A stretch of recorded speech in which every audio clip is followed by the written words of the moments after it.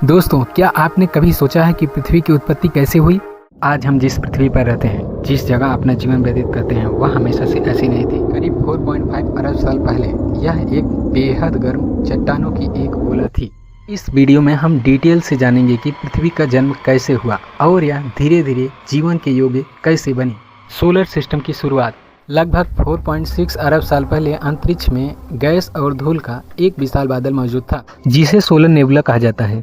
Nebula मतलब gas और धूल के बादल। गुरुत्वाकर्षण के कारण यह बादल सिकुड़ने लगा, लेकिन असली बदलाव अभी बाकी था और इसके केंद्र में बहुत अधिक दबाव और तापमान बना। इसी प्रक्रिया से सूर्य का निर्माण हुआ। सूर्य के आसपास बची हुई गैस और धूल एक चक्र की तरह घूमने लगी।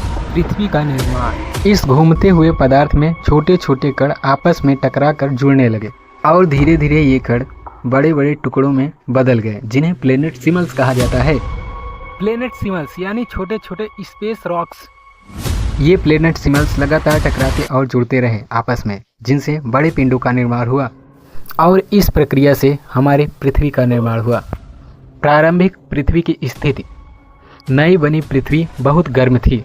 लगातार टक्करों और रेडियोधर्मी तत्वों के कारण इसका अंदरूनी हिस्सा पिघला हुआ था। भारी तत्व जैसे लोहा और निकिल केंद्र की ओर चले गए, जबकि हल्के तत्व ऊपरी सतह पर ही रह गए। इस प्रक्रिया को डिफरेंटिएशन कहा जाता है। इसी से पृथ्वी की परतें बनी, कोर, मैंटल और क्रस्ट। असली कहानी अब शुरू होती है। चांद का निर्माण।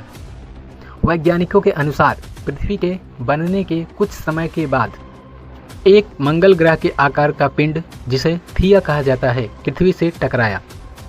इस टक्कर से निकला हुआ मलबा पृथ्वी के चारों ओर चक्कर लगाने लगा।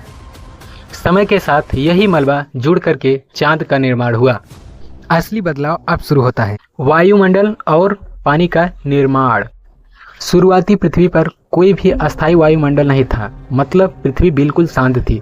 ज्वालामुखियों से निकलने वाली गैसों ने प्रारंभिक वातावरण बनाया। इन गैसों में जलवाष्प और कार्बन डाइऑक्साइड जैसे गैसें शामिल थीं। जब पृथ्वी ठंडी होने लगी तो जलवाष्प संघनित होकर के पृथ्वी पर बारिश बनकर के गिरने लगे। लाखों वर्षों तक हुई बारिश से महासागरों का निर्माण हुआ। जीवन की शुरुआत। महासागरों के बनने के बाद रासायनिक प्रक्रियाओं के जरिए सरल कार्बनिक अणु बने। धीरे धीरे इनसे पहले सूक्ष्म जीवों का निर्माण हुआ। ये जीव बहुत सरल थे, लेकिन यही जीवन के शुरुआत थे। समय के साथ इवोल्यूशन के जरिए जटिल जीवों का निर्माण हुआ और अब धीरे धीरे पृथ्वी पर जीवों की शुरुआत हुई। आज की पृथ्वी पानी, वायुमंडल और जीवन से भरपूर। आज की पृथ्वी एक लंबी और जटिल प्रक्रिया का परिणाम है। यह प्रक्रिया अरबों सालों में पूरी हुई।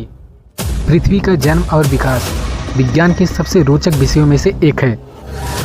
अगर आपको यह जानकारी उपयोगी लगी तो वीडियो को लाइक करें और ऐसे ही विज्ञान से जुड़े विषयों की जानकारी के लिए चैनल को सब्सक्राइब जरूर करें।